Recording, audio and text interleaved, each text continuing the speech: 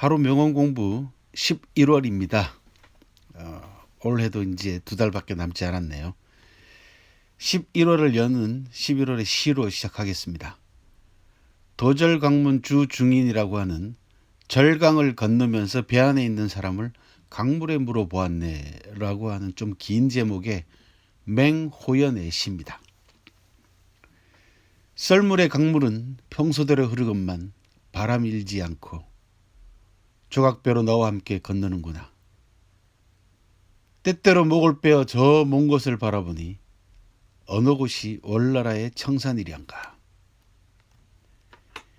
이 시를 남긴 맹호연은요, 689년에 태어나 740년에 세상을 떠난 당나라 때 시인으로 호북성 양양현 출신입니다.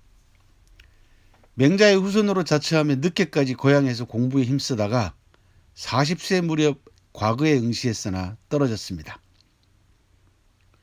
장안에 머무르며 여러 사람과 교류하였으나 뜻을 얻지 못하고 다시 고향에 돌아와 은둔 생활을 했습니다.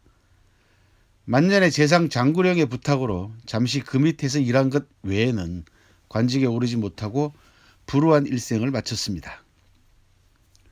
도연명을 존경해서 고독한 전원 생활을 즐기고 자연의 한적한 정취를 사랑하는 작품을 남겼습니다. 일찍이 왕유의 추천으로 황제 현종을 만나 시를 올렸는데 현명치 못한 주인을 만나 버림받았다라고 하는 19절 때문에 현종의 노여움을 사서 모처럼의 벼슬길도 놓쳤다라고 하는 일화가 전하기도 합니다. 시집 맹호연집 4군에 약 200수의 시가 전합니다.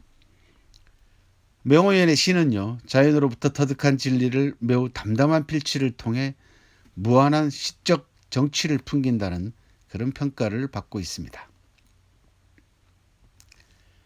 11월 하루 명언 공부 재능 성공 이속 위 귀라고 하는 8글자입니다. 일을 성공시킬 수 있는 재능도 신속함이 중요하다라고 하는 유자라는 책에서 나오는 대목인데요. 이 유자라는 책은 중국 남북조 시대 남조 양나라의 유협이라는 사람이 지은 책입니다.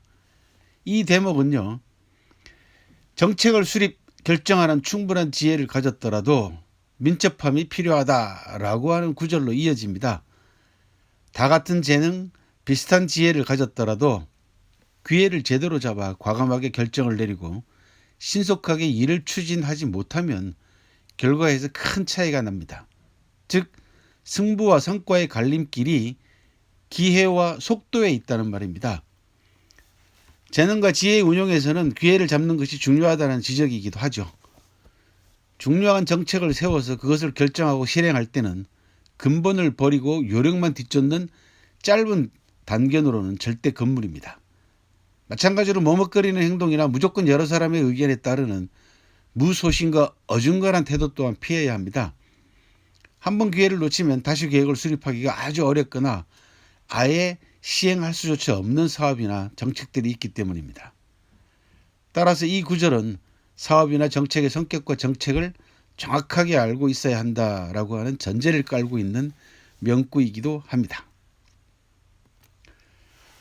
중국사에 오늘 680년 11월 1일 당나라 고종 때 티벳의 권력자인 송찬간포에게 시집을 갔던 문성공주가 세상을 떠났습니다.